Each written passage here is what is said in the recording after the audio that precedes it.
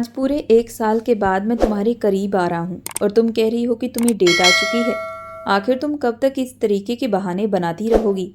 मैं जब भी तुम्हारे करीब आता हूँ तुम कोई ना कोई बहाना बनाकर मुझसे दूर चली जाती हो, लेकिन आज तुम्हारे पास भागने का कोई रास्ता नहीं है।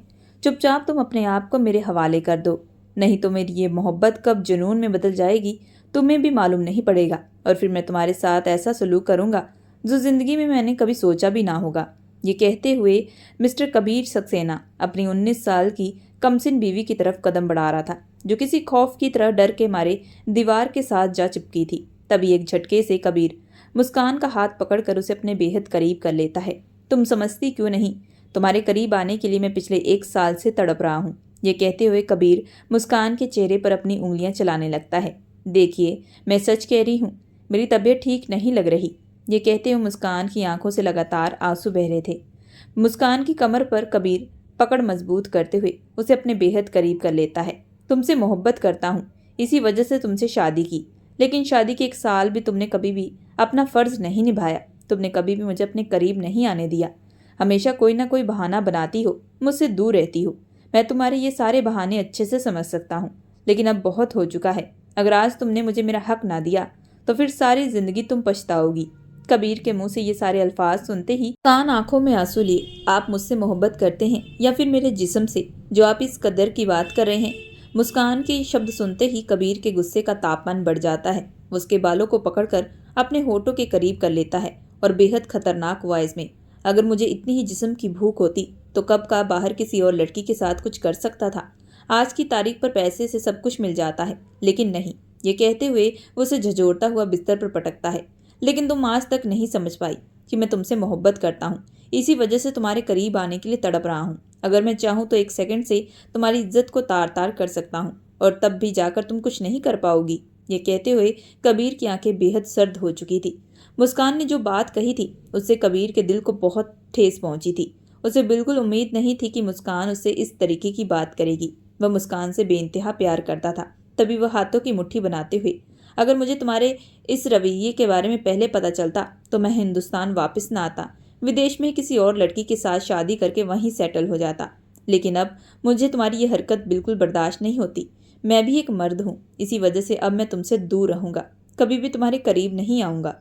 ये कहते हुए कबीर गुस्से से कदम बढ़ाते हुए सीधा कमरे से बाहर चला जाता है। कबीर के जाते मुस्कान आंखों में आंसू लिए बिस्तर पर बैठकर फूट फूट कर रोने लगती है। उसने कबीर को जो बात कही थी अब उसे इस बात का अफसोस हो रहा था, लेकिन वह कर भी क्या सकती थी। शादी के नाम से उसे बचपन से ही डर लगता था, और शादी के वक्त उसकी सहेलियों ने भी उसे काफ़ी ज़्यादा डराया था, जिसकी वजह से वह हमेशा कबीर से बहाना बनाकर उससे दूर हो जाया करती थी। हालांकि वह अच्छे से जानती थी कि कबीर उससे बेइंतहा मोहब्बत करता है। कबीर और मुस्कान की शादी आज से 1 साल पहले हुई थी, जब कबीर अपने रिश्तेदार की एक शादी में गया था और उसकी मुलाकात मुस्कान से हुई थी। पहली ही नज़र में उसे मुस्कान बेहद पसंद आ चुकी थी। वह दिल में ठान चुका था कि वह मुस्कान के साथ शादी करेगा। इसी वजह से घर जाकर कबीर ने यह बात अपनी माँ को बताई। हालांकि कबीर की माँ ने कबीर के लिए अपनी सहेली की बेटी को पसंद किया था, लेकिन कबीर ने साफ कह दिया था कि अगर वह शादी करेगा तो सिर्फ और सिर्फ मुस्कान से, नहीं तो वह जिंदगी भर कुंवारा रहेगा। अपने बेटे की जिद के आगे मिसेस चांदनी जी बेबस हो चुकी थी और मजबूरन उन्हें मुस्कान के घर पर अपने बेटे के लिए रिश्ता भेजना पड़ा। मुस्कान एक मिडिल क्लास फैमिली से बिलोंग करती थी, जो ये बात मिसेस चांदनी जी को बिल्कुल पसंद नहीं थी। उसके बाद भी उन्होंने अपने बेटे को काफ़ी बार समझाया, लेकिन कबीर ने सिर्फ और सिर्फ मुस्कान के साथ शादी की जिद की थी। अच्छे घर से रिश्ता आने के बाद मुस्कान के माता पिता ने भी इस रिश्ते को स्वीकार कर लिया। उन दोनों की जल्द ही शादी करवा दी। विदा होकर मुस्कान अपने ससुराल पहुंची थी। सुहागरात की रात वह काफ़ी डरी और सहमी हुई थी, क्योंकि उसकी सहेलियों ने सुहागरात की रात को लेकर उसके अंदर कई सारे खौफ पैदा कर दिए थे, जिसे सोचकर वह अंदर ही अंदर बेहद परेशान थी। लेकिन कुछ देर के बाद जैसे ही कबीर दिल में ढेरों सारे अरमान लेते हुए मुस्कान के जैसे करीब आने लगा, तभी मुस्कान हड़बड़ाते हुए डेट का बहाना करने लगती है। कबीर मुस्कान से बेइंतहा मोहब्बत करता था, इसी वजह से वह मुस्कान के साथ कोई जोर जबरदस्ती नहीं करना चाहता था। उसके साथ वह प्यार से अपनी ज़िंदगी की शुरुआत करना चाहता था। इसी वजह से वह दिल पर पत्थर रखकर मुस्कान से उस रात दूर हो चुका था। उसे इस बात की खुशी थी कि मुस्कान उसकी पत्नी बन चुकी है। अब इसी तरीके से वक्त बीतने लगता है। कबीर जब भी मुस्कान के करीब जाने की कोशिश करता, मुस्कान कोई ना कोई बहाना बनाया करती थी। मुस्कान की हरकत पर कबीर को भी अंदर ही अंदर एहसास हो चुका था शायद मुस्कान अभी उन सब के लिए रेडी नहीं है। इसी वजह से वह काम के सिलसिले से विदेश चला जाता है, लेकिन वहां पर वह हमेशा मुस्कान की कुर्बत के लिए तड़पा करता था। हालांकि मुस्कान भी देर रात तक उस पर फ़ोन पर बात किया करती थी, जिसकी तरफ से मुस्कान के दिल में कबीर के लिए मोहब्बत बढ़ने लगती है। लेकिन धीरे धीरे वक्त फिर इसी तरीके से बीतने लगता है और पूरे 8 महीने के बाद जैसे ही कबीर हिंदुस्तान वापस लौटा और अपनी पत्नी के करीब जाने लगा, तभी एक बार फिर से मुस्कान ने डर के मारे वैसे ही बहाने बनाने लगी। इसके लिए कबीर का अब बर्दाश्त करना बेहद मुश्किल हो चुका था। उसने न जाने क्या क्या सपने सजा के रखे थे कि पूरे 8 महीने के बाद आज वह अपनी पत्नी पर अपनी मोहब्बत लुटाएगा, लेकिन मुस्कान ने उसके सारे के सारे ख्वाब चकनाचूर कर दिए थे। वह बार काउंटर पर बैठा लगातार बियर की बोतल को मुंह लगाए बिना एक सांस लिए पिए जा रहा था, जिसे देखते ही कबीर का दोस्त, क्या बात है, आज इतने महीनों के बाद वापस आया है तो आते ही दिल खोल कर पी रहा है। लेकिन तूने तो यहाँ आने से इनकार किया था ना, क्योंकि तूने कहा था कि तू आज अपनी पत्नी को वक्त देना चाहता है, फिर यूं अचानक यहाँ पर कैसे आना हुआ। रवि की बात सुनते ही आंखों में बेतहाशा गुस्सा लिए कबीर की नज़र जैसे उस पर पड़ती है तो रवि, अरे तू इतना गुस्सा क्यों हो रहा है, मैंने तो जस्ट ऐसे ही पूछा। वैसे तेरी शक्ल देखकर ऐसा लग रहा है कि जैसे आज तेरी वाइफ के साथ झगड़ा हुआ है। रवि की बात सुनते कबीर गुस्से से बियर की बोतल को टेबल पर मारते हुए, अगर तुझे यही कुछ पूछना है तो मैं यहीं से चला जाता हूँ। ये कहते हुए कबीर उठने वाला था कि तभी रवि अभी उसका हाथ पकड़ते हुए, अरे शांत हो जा, तू इतना गुस्सा क्यों कर रहा है, एक तो इतने महीनों के बाद मिल रहा है, ऊपर से उठकर जाने की बात कर रहा है। रवि के समझाने पर कबीर चुपचाप बैठ जाता है। दूसरी तरफ मुस्कान बिस्तर पर बैठी हुई बस कबीर के आने का इंतजार कर रही थी। उसे अंदर ही अंदर चिंता सता रही थी, क्योंकि जिस तरीके से कबीर यहाँ से गया था, ना जाने वो कोई गलत कदम ना उठा ले। ये सोचकर उसे अंदर बेचैनी बढ़ने लगती है। ताकि उसने इस वक्त कबीर को कितनी सारी कॉल की थी, लेकिन कबीर उसकी कॉल का कोई आंसर नहीं कर रहा था। उसका दिल चाहा था कि वह भी जाकर अपनी सास से पूछे, लेकिन वह किस मुंह से पूछती। सास को भी इस बारे में पता चला कि वह अपने पति को अपने करीब नहीं आने देती तो न जाने इस बात पर उसकी सास कितना तमाशा बनाती, क्योंकि उसकी सास तो पहले से उसे पसंद नहीं करती थी। यूं ही सोचते सोचते कब पूरे 3 घंटे बीत चुके जब कबीर लड़खड़ाता हुआ कमरे के अंदर दाखिल होता है। कबीर की हालत देखकर मुस्कान तुरंत कबीर के पास जाती है, जैसे से सहारा देने वाली थी कि तभी कबीर चिल्लाते हुए, दूर रहो मुझसे। कबीर की इस बात पर मुस्कान उसका हाथ पकड़कर, आप अब तक मुझसे गुस्सा हैं, प्लीज़ मुझे माफ़ कर दीजिए, मेरा आपको हर्ट करने का कोई इरादा नहीं था, मैं भी आपसे बेइंतहा प्यार करती हूँ। ये कहते हुए मुस्कान की आंखों से लगातार आंसू बहने लगते हैं। मुस्कान को रोता देख कबीर का दिल पसीज जाता है। वह बिल्कुल भी नहीं चाहता था कि मुस्कान की आंखों में आंसू आए। मुस्कान को यूं रोता देखकर उसके अंदर का सारा गुस्सा खत्म हो जाता है। वह तुरंत एक झटके से उसे अपने करीब करते हुए, मैं भी तुम्हें हर्ट नहीं करना चाहता, ये कहते हुए उसे कसकर अपनी बाहों में भर लेता है। दोनों इस वक्त काफी ज्यादा इमोशनल हो चुके थे, लेकिन तभी धीरे धीरे कबीर के जज्बात बढ़ने लगते हैं। वह उसका हाथ सिसकते हुए उसकी पूरी बॉडी पर चला जाता है और जैसे ही वह उसके होठों पर अपने होठ टिकाने वाला था कि तभी एक बार फिर से मुस्कान अपने कदम पीछे कर लेती है और अपनी गर्दन दूसरी तरफ करते हुए, मैं कब से आपका इंतजार कर रही थी, अब तो मुझे काफी नींद भी आ रही है, ये कहते हुए वह तुरंत बिस्तर पर जाकर लेट जाती है। एक बार फिर से मुस्कान की इस हरकत पर कबीर के अंदर एक आग सी उबलने लगती है। वह बिना मुस्कान को कुछ कहे सीधा वॉशरूम के अंदर चला जाता है और शावर के नीचे खड़ा होकर अपने जज्बातों को ठंडा करना शुरू कर देता है, जो उसने न जाने इतने महीनों से दबा कर रखे थे। वह बेहद हैंडसम नौजवान मर्द था, जिसे देखकर कोई भी लड़की अपने आप को उसके हवाले करने से बिल्कुल भी रोक सकती। कॉलेज के टाइम पर भी कई लड़कियां उस पर फिदा होती थी, लेकिन उसने आज तक कभी भी किसी लड़की पर बुरी नज़र नहीं डाली थी। उसने सोच के रखा था कि वह हमेशा ही अपनी पसंद की लड़की को ही अपने करीब आने देगा। उसे बिल्कुल भी उम्मीद नहीं थी कि जिस लड़की को वो पसंद करके शादी करके अपनी पत्नी बनाएगा, उसके बाद उसकी वही पत्नी उसे कभी करीब नहीं आने देगी। एक तरफ मुस्कान बिस्तर पर बैठी हुई फूट फूट कर रो रही थी। उसे पता था कि एक बार फिर से उसने कबीर को गुस्सा दिलाया है, लेकिन वह कबीर को बिल्कुल हर्ट नहीं करना चाहती थी। ना अनजाने में उसने कितनी बार अपने आप को उन सब चीज़ों के लिए रेडी किया था, लेकिन जब भी कबीर उसके करीब आता तो पता नहीं उसे ऐसा क्या खौफ आता कि वह तुरंत हड़बड़ाते हुए कोई ना कोई बहाना करने लगती, जिसकी वजह से मजबूरन कबीर को उसके हाल पर छोड़ना पड़ता। मुस्कान जो थी वह सिर्फ 19 साल की थी, लेकिन सुहागरात के नाम से उसे स्कूल के टाइम से ही काफी डर लगता था। दिन मुस्कान स्कूल से घर वापस आई थी कि तभी उसे अपने घर पर उसकी मौसी बैठी हुई दिखी, जिसकी हाल ही कुछ दिन पहले शादी हुई थी। वह अपनी सुहागरात के बारे में अपनी बड़ी बहन को बता रही थी कि किस तरीके से सुहागरात की रात उसके पति ने उसके साथ ज्यादती की है, जिसकी वजह से उसे काफी तकलीफ हो रही है। मुस्कान की मौसी उस वक्त शुरू से लेकर सारी बात बता रही थी, लेकिन मुस्कान ने चुपके से दरवाजे के पीछे सब कुछ सुन लिया था, जिसके बाद से मुस्कान के अंदर एक खौफ पैदा हो चुका था। उसे सुहागरात के नाम से काफ़ी डर लगने लग रहा था। जब यह बात उसने अपनी सहेलियों को बताई तो उसकी सहेलियों ने भी आग में घी डालने का काम किया, जिसकी वजह से कबीर जब भी मुस्कान के करीब जाता तो मुस्कान के पसीने छूटने लगते। वॉशरूम से निकलने के बाद कबीर लाइट ऑफ करके बिस्तर पर आकर लेट चुका था। इस वक्त उसने मुस्कान से दूरी बनाकर रखी थी। वह अपने दिल को जितना भी शांत कर ले, लेकिन आज उसका दिल शांत नहीं हो रहा था। उसे मुस्कान पर बेहद गुस्सा आ रहा था। शादी को लेकर उसने कई सारे ख्वाब सोचे थे, लेकिन मुस्कान ने वह सारे के सारे मिट्टी में मिला दिए थे। इस बात को सोचकर उसके अंदर ही अंदर एक गुस्सा उबलना शुरू हो जाता है, लेकिन वह फिर भी अपनी जबरदस्ती आंखें बंद करके सोने की कोशिश कर रहा था। तब उसके कानों पर मुस्कान की सिसकियों की आवाज़ें आने लगी।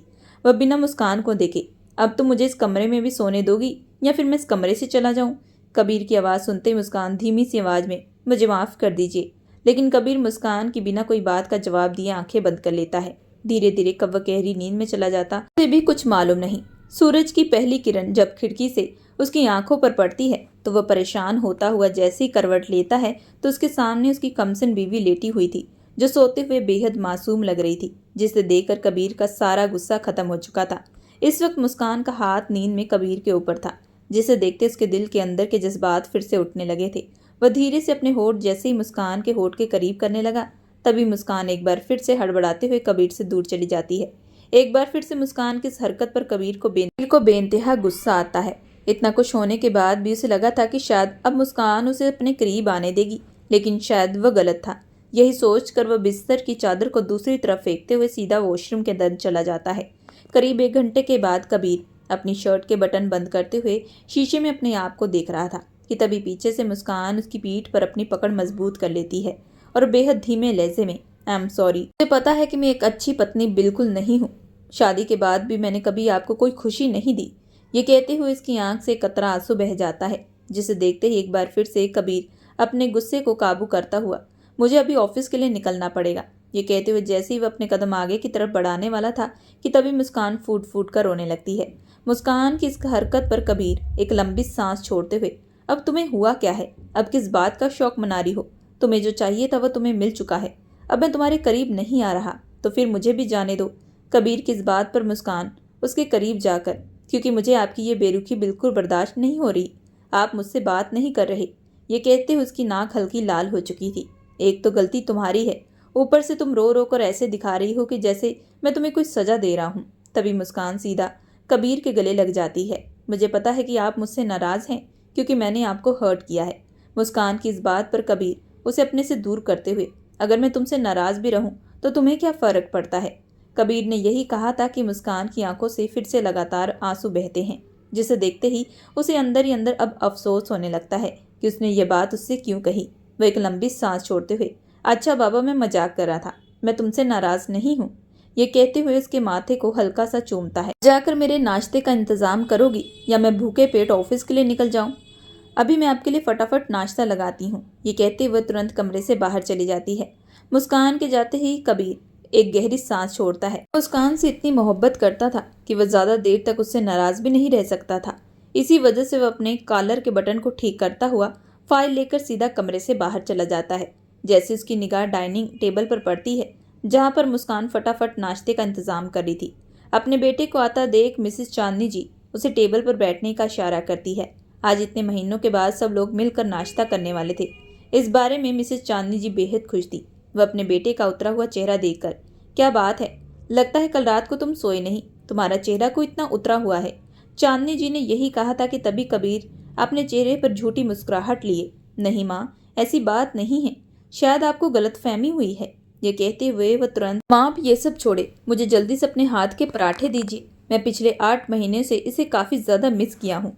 ये कहते हुए वो उनका ध्यान भटकाने की कोशिश करता है कि वह अपनी माँ से आखिर कहता भी क्या। जिस लड़की से जिद करके उसने शादी की थी, आज वही लड़की उसे अपने पति का हक नहीं दे रही, आज वही लड़की उसे अपने करीब नहीं आने दे रही। अब यह बात उसकी माँ को पता चलेगी तो इस बात पर उसकी माँ और भी ज़्यादा गुस्सा करेगी, जो वह बिल्कुल नहीं चाहता था। डाइनिंग टेबल पर नाश्ता लगाने के बाद मुस्कान दूसरी जगह जाकर खड़ी हो जाती है, जिसे देखते ही कबीर, तुम वहाँ पर क्यों खड़ी हो, मेरे बगल में बैठकर नाश्ता करो। कबीर के कहते ही मुस्कान की नज़र उसकी सास पर जाती है, जो उसे खा जाने वाली नज़रों से देख रही थी। कबीर के विदेश जाने के बाद मिसेस चांदनी जी ने कभी भी आज तक मुस्कान को डाइनिंग टेबल पर बैठकर नाश्ता करने के लिए नहीं कहा था। वो उससे बेइंतहा नफरत करती थी। उन्हें यही लगता था कि मुस्कान ने उनके बेटे को उनसे छीन लिया है, जिसकी वजह से वह जानबूझकर उससे घर के कामकाज ही करवाया करती थी। लेकिन इन सब के बावजूद भी मुस्कान आज तक अपनी सास के सामने एक ऊंची आवाज तक नहीं निकाली थी। नाश्ता कंप्लीट करने के बाद कबीर जैसे ही उठकर आगे की तरफ बढ़ने वाला था कि तभी मिसेज चांदनी जी, मैं तुम्हें कल बताना भूल गई, आज किंजा की माँ यहाँ पर आने वाली है। किंजा का नाम सुनते ही कबीर, लेकिन माँ वो यहाँ पर क्या करने आ रही है? तभी मिसेज चांदनी जी, चिंता करने की बात नहीं है बेटा, तू तो जानता है ना, रिया ने भी तुझे एक माँ की तरह प्यार दिया है। तेरे बाबा के गुजर जाने के बाद रिया ने कई बार हमारी मदद की थी। इस बात को तुझे कभी भूलना नहीं चाहिए। हालांकि तूने किसी और लड़की के लिए उनकी बेटी किंजा को ठुकरा दिया और उसके बावजूद भी कभी भी उन्होंने अपना प्यार तेरे लिए खत्म नहीं किया। इसी वजह से जब वह आएंगी तो उनसे प्यार से बात करना। अपनी माँ की बात सुनते ही कबीर गहरी सांस छोड़ते हुए, ठीक है माँ, आप उसकी चिंता बिल्कुल मत करिए, मैं काम खत्म होने के बाद जल्दी वापस आऊँगा। ये कहते हुए वो सीधा घर से बाहर चला जाता है। तभी वो अपने पॉकेट में हाथ डालते हुए, आखिर घड़ी की चाबी कहाँ है? लगता है मैं कमरे में गाड़ी की चाबी लाना ही भूल गया। ये कहते हुए जैसे ही पलटने वाला था कि तभी मुस्कान उसके सामने आकर गाड़ी की चाबी बढ़ाती है। बड़ी ही वह मासूमियत भरी निगाहों से कबीर को देख रही थी। पक्का मुझसे गुस्सा तो नहीं है ना? मुस्कान की आवाज़ सुनते ही कबीर के चेहरे पर हल्की मुस्कुराहट आती है। उसके माथे पर हल्की किस करते हुए, फिलहाल तो मैं भी इतना गुस्सा नहीं हूँ, लेकिन अगर यही रोज रोज चलता रहा तो शायद उसके बाद मैं कुछ बोल नहीं सकता। ये कहते उसके चेहरे पर शैतानी मुस्कुराहट आती है, जिसे देखते मुस्कान के चेहरे का रंग उड़ जाता है। तभी वह उसे सीधा अपने गले से लगाते हुए, अरे बाबा मैं मजाक कर रहा था, तुम अपने छोटे से दिमाग में ज्यादा स्ट्रेस टेंशन बिल्कुल मत लो। ये कहते ही वो उसके गाल पर हल्की किस करता है, जिसका एहसास होते ही मुस्कान के चेहरे पर हल्की मुस्कुराहट आती है। वहां से निकलने के बाद कबीर सीधा अपने ऑफिस गया था। उसका सारा कारोबार उसके मैनेजर मिस्टर बंसल जी संभालते थे, जो कि उसके पिता के काफी पुराने दोस्त थे। कितने सालों से उन्होंने अपना काम बड़ी ईमानदारी से किया था। इसी वजह से कबीर और उसकी माँ उन पर पूरा विश्वास करती थी। कबीर चेयर पर बैठते हुए, मुझे पिछले 6 महीने की फाइनेंशियल रिपोर्ट चाहिए। ये बात सुनते मिस्टर बंसल जी, लेकिन फाइनेंस का डिपार्टमेंट जिस स्टाफ के हाथ में था वह कुछ दिनों के लिए छुट्टी पर है, क्योंकि कल उस लड़की की शादी है और उसने पूरे 1 महीने की छुट्टी ली है। इतनी लंबी छुट्टी का नाम सुनते ही कबीर, शादी तो कल है, फिर 1 महीने की छुट्टी क्यों? वो एक्चुअली उस लड़की का कहना है कि शादी से पहले इसके होने वाले पति ने हनीमून की टिकट भी बुक कर ली थी, जिसकी वजह से शादी के बाद वह अपना हनीमून मनाने के बाद ही वापस आएगी। इस बात को सुनते ही कबीर को अपनी शादी की रात याद आती है। मुस्कान ने उसे अपने करीब नहीं आने दिया, ना चाहते हुए भी। एक बार फिर से उसके जख्मों पर चोट लग चुकी थी, जिसे याद करते हुए उसने अपने हाथों की मुट्ठी बना ली थी। तभी वो अपने मन में कुछ सोचते हुए, मैंने सुना था कि शादी करने के बाद जिंदगी और भी हसीन बन जाती है जब पत्नी अपने पति को बेहद खुश रखती है। लेकिन एक मेरी पत्नी है जो मुझे बाकी चीजों से खुश तो रखती है, लेकिन जब भी मैं इसके करीब आने की कोशिश करता हूँ ऐसे हड़बड़ाने लगती है कि जैसे मैं कोई गैर मर्द हूँ। 1 साल से ऊपर हो चुके हैं मेरी शादी को, लेकिन अभी तक मैं अपनी पत्नी के साथ सुहागरात नहीं मनाया। तभी उसके दिमाग में कुछ एक आइडिया आता है, जिसे सोचते उसके चेहरे पर एक शैतानी मुस्कुराहट आती है। वह बिना देरी किए, मिस्टर बंसल जी, मैं 1 हफ्ते की छुट्टी लेने वाला हूँ। मेरे जाने के बाद ऑफिस के काम को अच्छे से संभाले और फाइनेंस के डिपार्टमेंट के लिए एक नए स्टाफ को रखें। ये कहते हुए कदम बढ़ाते ऑफिस से बाहर चला जाता है। वह अंदर ही अंदर बहुत खुश था। इसी वजह से वह सारे ऑफिस के काम खत्म करने लगता है। रात को जैसे ही घर की तरफ रवाना हुआ तो रास्ते में उसने फूलों का गुलदस्ता लिया। वह अपनी पत्नी को सरप्राइज देना चाहता था। ये सोचकर उसके अंदर के जज्बात बढ़ने लगते हैं। दूसरी तरफ मुस्कान रात का डिनर बनाने के बाद अपने कमरे में बैठकर टीवी में कार्टून देख रही थी, जिसे देखकर उसे बेहद खुशी मिल रही थी। तभी अचानक वह फोन की तरफ देखते हुए, कितना टाइम हो चुका है, कबीर अभी तक आए क्यों नहीं, मैं क्यों ना उन्हें फ़ोन कर लेती हूँ। ये सोचकर वह जैसे ही फ़ोन करती है कि तभी दूसरी तरफ से कबीर का फ़ोन स्विच ऑफ आता है। आखिर कबीर का फ़ोन इस वक्त बंद क्यों आ रहा है? वह तो आज तक कभी फ़ोन अपना बंद नहीं रखते, कहीं फ़ोन को चार्ज तो नहीं खत्म हो गया। मुस्कान कमरे में बैठी यही सोच रही थी कि वहीं दूसरी तरफ कबीर फूलों का गुलदस्ता लिए घर के अंदर एंटर होता है। इससे पहले मिसेज चांदनी जी अपने बेटे के पास जाती है। कबीर उन्हें इग्नोर करता हुआ सीधा अपने कमरे में चला जाता है। अपनी बेटे की हरकत पर उन्हें बेहद गुस्सा आता है। तभी वह बेहद सर्द आंखों से, यह सब कुछ उस लड़की मुस्कान की वजह से हो रहा है। उसी ने ही मेरे बेटे को मुझसे छीन लिया है। मेरा बेटा पागलों की तरह उसके पीछे दीवानों की तरह घूमता है। उसे तो अपनी माँ की परवाह नहीं, लेकिन मैं अब ये बिल्कुल बर्दाश्त नहीं करूंगी। मैं इस लड़की को जल्द से जल्द अपने बेटे की जिंदगी से निकाल कर रहूंगी। ये कहते हुए वो पैर पटक कर सीधा वहां से अपने कमरे की तरफ चली जाती है। फूलों का गुलदस्ता हाथ में लेकर चलते हुए कबीर के अंदर बहुत सारे जज्बात थे। उसने अपने दिल में मुस्कान के लिए जितने भी सारे गिले शिकवे लिए थे वह सारे भुला चुका था। वह कमरे के अंदर एंटर करता है कि वह सीधा मुस्कान को वो फूलों का गुलदस्ता देता है, जिसे देखकर मुस्कान के चेहरे पर बड़ी मुस्कुराहट आती है। वह तुरंत कबीर के गले लगते हुए, ये फूल बहुत ज्यादा खूबसूरत है, बिल्कुल आपकी मोहब्बत की तरह, ये कहते उसके गाल ब्लश करने लगते हैं। कबीर मुस्कान के होठों पर हल्की सी किस करते हुए, तुम्हारे लिए एक और सरप्राइज है। ये एक शब्द सुनते ही मुस्कान की आंखें बड़ी हो जाती है। उसे अंदर ही अंदर लगने लगा था कि शायद कबीर उसके लिए कोई तोहफा लेकर आया होगा, लेकिन जैसे ही कबीर ने अपनी पॉकेट में से हनीमून की 2 टिकट आगे बढ़ाई तो मुस्कान यह देखकर बेहद हैरान रह चुकी थी। टिकट को हाथ में पकड़े हुए, ये टिकट किस लिए? तुम सच में बच्ची हो, तुम्हें समझ में नहीं आता? यह हमारी हनीमून की टिकट है, हम कल ही हनीमून के लिए निकलने वाले हैं। ये कहते हुए कबीर खुशी से मुस्कान को गले लगा लेता है। पता है, हनीमून पर सिर्फ और सिर्फ हम दोनों रहेंगे, वहां पर हमें डिस्टर्ब करने वाला कोई नहीं रहेगा। उस वक्त मैं सारा का सारा समय तुम्हें दूंगा। तुम्हारी कुर्बत में मैं पूरी तरीके से डूब जाना चाहता हूँ। हनीमून पर मैं तुम्हें बताना चाहता हूँ कि मैं तुमसे कितनी मोहब्बत करता हूँ। कबीर अपनी बातों ही में ही गुम था कि तभी मुस्कान उससे दूर होते हुए, अब ये क्या बात कर रहे हैं, हम ऐसे कैसे हनीमून पर जा सकते हैं? ये कहते हुए उसके चेहरे पर परेशानी साफ नजर आने लगी थी। इसे देखते ही कबीर, हमारी शादी हो चुकी है और हमारी शादी के बाद हम आज तक कभी बाहर घूमने के लिए नहीं गए, और ये तो हनीमून पर जा रहे हैं, क्योंकि शादी के बाहर हर एक पति पत्नी जाते हैं। लेकिन कबीर, मैं नहीं जाना चाहती, मेरी कुछ तबीयत ठीक नहीं लग रही। कुछ दिनों से मैं काफी ज्यादा वीक महसूस कर रही हूँ। मुझे लगता है कि मुझे घर पर रहकर आराम करना चाहिए। ये कहते हुए उसके चेहरे पर साफ झूठ पता चल रहा था, जिसे नोट करते हुए कबीर उसकी बाजू को अपनी पकड़ मजबूत करते हुए, आखिर और कितना झूठ बोलना चाहती हो? तुमसे मोहब्बत करता हूँ, इसी वजह से बार बार तुम्हारे करीब आता हूँ, लेकिन तुम हो कि बार बार मुझे इनकार करके मेरी इंसल्ट करती हो। कभी सोचा भी है कि इससे मुझे कितनी तकलीफ पहुंचती है? आज मैं तुम्हें ये सरप्राइज देकर खुश करना चाहता था, लेकिन तुम तो हो कि उल्टा मुझे इनकार कर रही हो। ये क्यों नहीं कहती कि तुम फिर से मेरे करीब आने से खौफ खा रही हो? आखिर तुम ऐसा बार बार क्यों कर रही हो?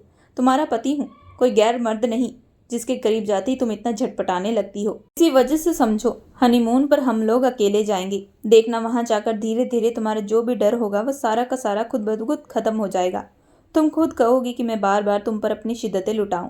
ये कहते हुए वो बड़े प्यार से उसे फिर से मनाने की कोशिश कर रहा था, लेकिन मुस्कान जो एक बार फिर से कबीर के करीब जाने पर फिर से उसे अंदर एक डर सताने लगा था। उसे समझ में आ चुका था कि इस बार वह कबीर को इनकार नहीं कर पाएगी। इसी वजह से वह जानबूझकर अपने पेट पर हाथ रखते हुए, कबीर, मेरे पेट में काफी दर्द हो रहा है, मुझे लगता है कि इस वक्त हमें डॉक्टर के पास चलना चाहिए। ये कहते हुए वह जानबूझकर चिल्लाने लगती है। कबीर को साफ पता चल चुका था कि वह फिर से नाटक करी है। तभी वह तेज दहाड़ते हुए, बस भी करो मुस्कान, आखिर तुमने क्या मुझे बेवकूफ समझ के रखा है? मैं साफ समझ पा रहा हूँ कि तुम ये सब नाटक करी हो, क्योंकि तुम्हें मेरे साथ हनीमून पर जाने से डर लग रहा है, क्योंकि तुम नहीं चाहती कि मैं तुम्हारे करीब आऊं, बल्कि यूं कहूं कि तुम्हें कभी भी मुझसे मोहब्बत ना थी। मोहब्बत तो सिर्फ मैं तुमसे करता था। सच्ची मोहब्बत अगर तुम करती तो यूं मुझे इतनी बार तड़पाती ना। कबीर आज पूरे 1 साल की भड़ास दिल खोल कर निकाल रहा था। इस वक्त वह बेहद गुस्से में आ चुका था, क्योंकि उसका मुस्कान से अब ये झूठ सुनना बिल्कुल बर्दाश्त नहीं था। दूसरी तरफ मुस्कान शर्मिंदगी से सर झुकाए हुए बेबसी से रो रही थी। इससे पहले कबीर के नजदीक जाती कि तभी कबीर तेज दहाड़ते हुए, बहुत हो चुका है तमाशा, लेकिन अब मैं तुम्हारी मोहब्बत की कसम खाकर कहता हूँ कि अब मैं खुद तुम्हारे करीब नहीं आऊंगा। ये कहते हुए वह गुस्से से कमरे से बाहर चला जाता है। दूसरी तरफ कमरे के बाहर खड़ी मिसेस चांदनी जी अपने बेटे और बहू की सारी बातें सुन चुकी थी, जिसे सुनते उनके चेहरे पर एक तानी मुस्कुराहट आती है। मैंने तो पहले ही कहा था कि कबीर से, ये लड़की तुम्हारे काबिल नहीं। कोई बात नहीं बेटा, अब तुम्हें इस गलती का एहसास हो चुका है तो मैं जल्द से जल्द तुम्हें इस लड़की से आज़ाद कर दूंगी।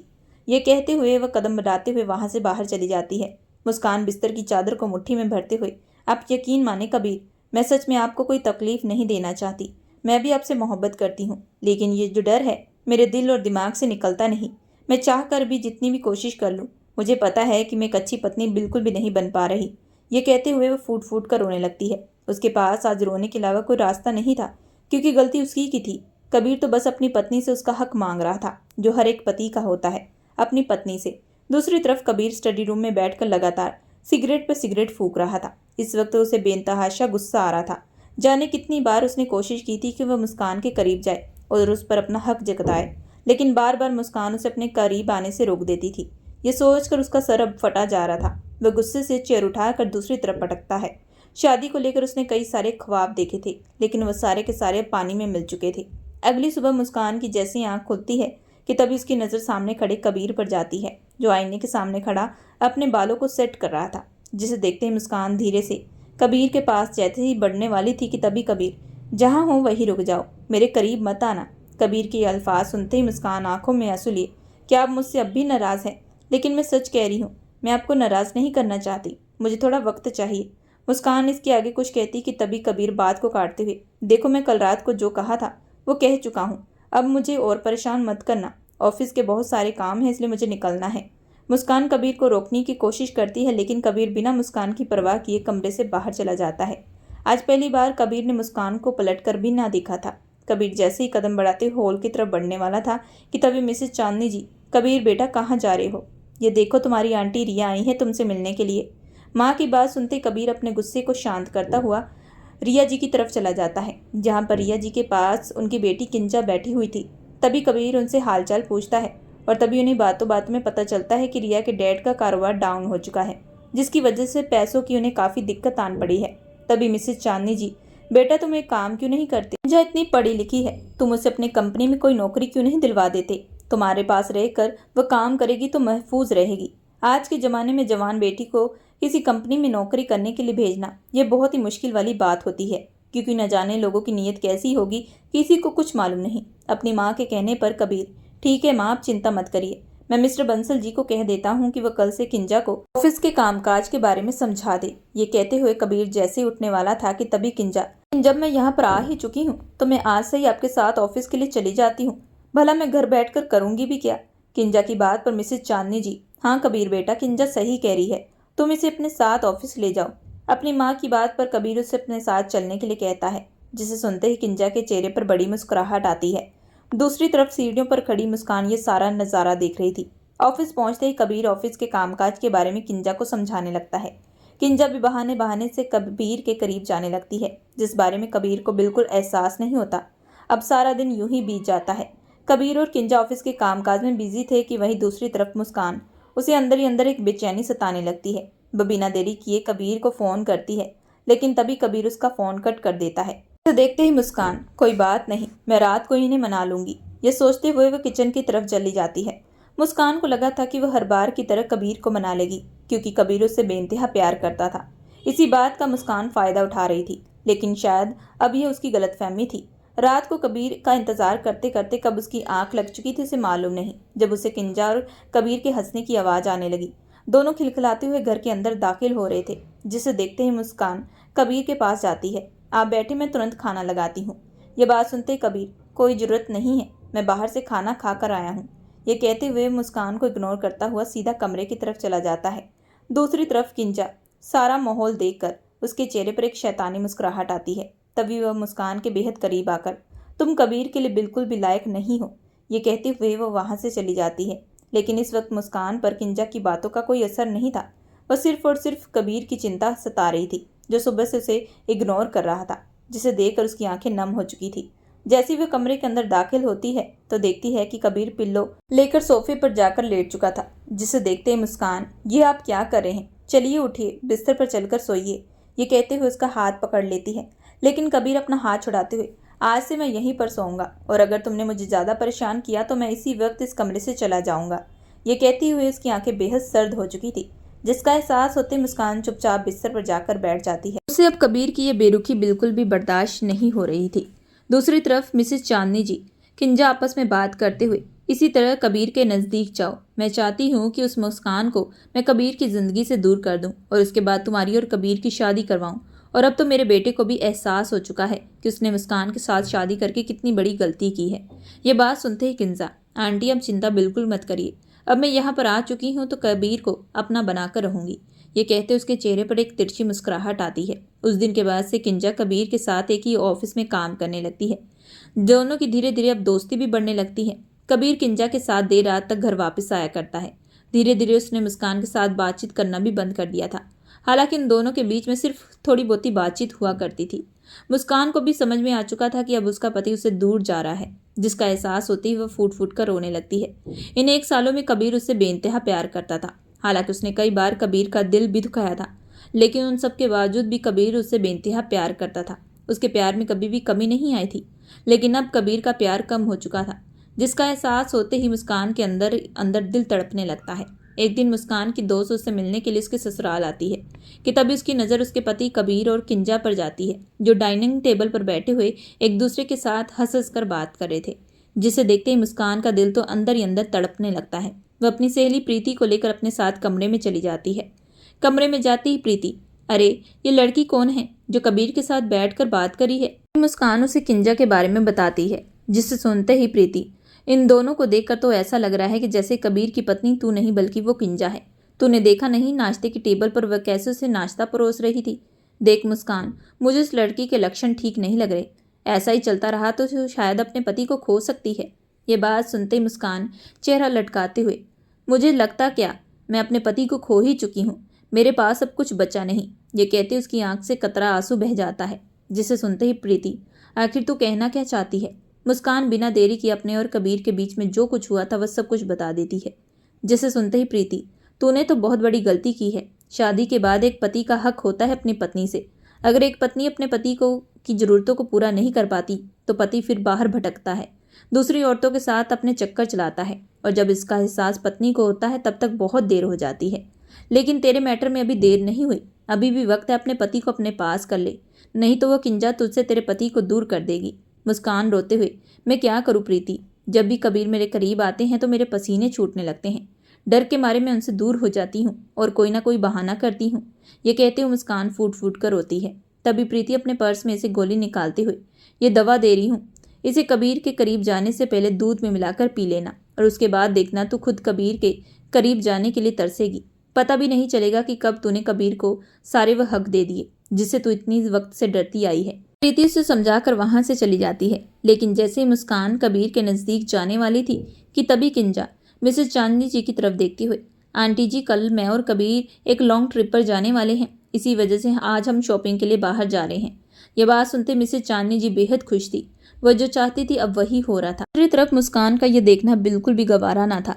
किंजा ने जिस तरीके से कबीर का हाथ पकड़ा था उसे देखकर मुस्कान का दिल अंदर ही अंदर फटे जा रहा था। वह इस वक्त अपने गुस्से को बेहद कंट्रोल की थी, और जैसे ही कबीर के करीब जाने वाली थी कि तभी किंजा उसका हाथ पकड़कर उसे घर से बाहर ले जाती है। तभी मुस्कान अपने मन में, तुम चाहे जितनी भी कोशिश कर लो लेकिन तुम मेरे कबीर को मुझसे दूर नहीं कर सकती। ये कहते हुए मुस्कान सीधा अपने कमरे में चली जाती है। उसने सोच लिया था कि आज वह कबीर को खुश करके रहेगी। रात को जैसे ही कबीर और किंजा वापस घर के अंदर दाखिल हुए तभी कबीर की नज़र अपने फ़ोन पर जाती है, जहाँ पर मुस्कान की कई सारी कॉल थी, जिसे देखते ही कबीर, आज शॉपिंग करते हुए मैंने फ़ोन की तरफ ध्यान ही नहीं दिया, लगता है फ़ोन साइलेंट हो चुका होगा। मुस्कान ने लेकिन मुझे इतने सारे कॉल क्यों किए, ये सोचते हुए वह सीधा कमरे के अंदर चला जाता है। लेकिन कमरे के अंदर एंटर करते ही सामने का नज़ारा देखकर उसकी आंखें बेहद बड़ी हो चुकी थी, क्योंकि इस वक्त कमरे को बहुत खूबसूरत तरीके से सजाया गया था। हर तरफ कैंडल लगी हुई थी। कबीर पूरे कमरे का जायजा ले रहा था, तो वहीं दूसरी तरफ क्लोजेट रूम के अंदर मुस्कान उस गोली को दूध के साथ पी रही थी, जिसे पीते ही उसे अंदर एक अलग सा एहसास होने लगता है। वह अपनी साड़ी को ठीक करते हुए जैसे ही कबीर के पास जाती है तो कबीर के पूरे होश उड़ जाते हैं, क्योंकि इस वक्त मुस्कान ने रेड कलर की बेहद खूबसूरत साड़ी पहनी थी, जिसमें उसका वजूद साफ झलक रहा था। इससे पहले कबीर कुछ कहता कि तभी मुस्कान उसके कंधों पर दोनों बाहें डालते हुए कबीर को अपने बेहद करीब कर लेती है। इस वक्त मुस्कान की गर्म सांसें कबीर को महसूस हो रही थी। तभी वह बेहद धीमे लहजे में, मैं आपका कब से इंतज़ार कर रही थी, लेकिन आपने आने में देरी कर दी, लेकिन खैर कोई बात नहीं, अब आ चुके हैं तो अब मैं आपको अपने से दूर नहीं जाने दूंगी। ये कहते हुए वह कबीर के होठों पर अपने होठ सटा देती है। आज मुस्कान खुद कबीर को किस कर रही थी, जिसे देखते ही कबीर के चेहरे पर हल्की मुस्कुराहट आती है और वह तुरंत मुस्कान की कमर पर बाहें डाले उसे अपने बेहद नज़दीक कर लेता है। करीब 15 मिनट की किस के बाद मुस्कान नशीली आंखों से कबीर की तरफ देखते हुए, पता है कि मैंने पूरे 1 साल से आपको काफ़ी तकलीफ दी है, लेकिन मैं उन सारी तकलीफ को अब हमेशा हमेशा के लिए ख़त्म करना चाहती हूँ। ये कहते हुए कबीर का हाथ पकड़कर उसे बिस्तर पर लेटा देती है। कबीर तो न जाने इस पल के लिए कब से इंतजार कर रहा था, लेकिन आज वह हैरान था कि मुस्कान आज उसके पास खुद चलकर आई है। लेकिन साथ ही साथ उसे खुशी भी थी कि मुस्कान को अपनी गलती का एहसास हो चुका है। इसी वजह से वह बेइंतहा तरीके से अपने शिद्दतें लुटाना शुरू कर देता है। मुस्कान भी उसका बखूबी साथ देने लगती है। आज पूरे 1 साल के बाद दोनों एक जिस्म एक जान हो रहे थे। सुबह किंजा कबीर के साथ ट्रिप पर जाने की सारी प्लानिंग कर चुकी थी। यह सारी प्लानिंग उसकी तब धरी की धरी रह चुकी जब कबीर ने जाने से इनकार कर दिया। जब मिसेस चांदनी जी ने रीज़न पूछा तो कबीर ने कहा कि वह अपनी पत्नी के साथ 1 महीने के लिए विदेश जाने वाला है। जिस बात को सुनते ही मिसेस चांदनी जी और किंजा का मुंह छोटा हो चुका था। ना चाहते हुए भी अब किंजा को कबीर का रास्ता छोड़ना पड़ा। किंजा का लटका हुआ चेहरा देखकर मुस्कान के चेहरे पर एक बड़ी सी मुस्कुराहट आ चुकी थी। दोस्तों, आप लोगों को ये कहानी कैसी लगी हमें कमेंट करके ज़रूर बताइएगा। कहानी पसंद आए तो हमारे चैनल को लाइक और सब्सक्राइब जरूर करिएगा एंड बेल आइकन का बटन जरूर दबाइएगा।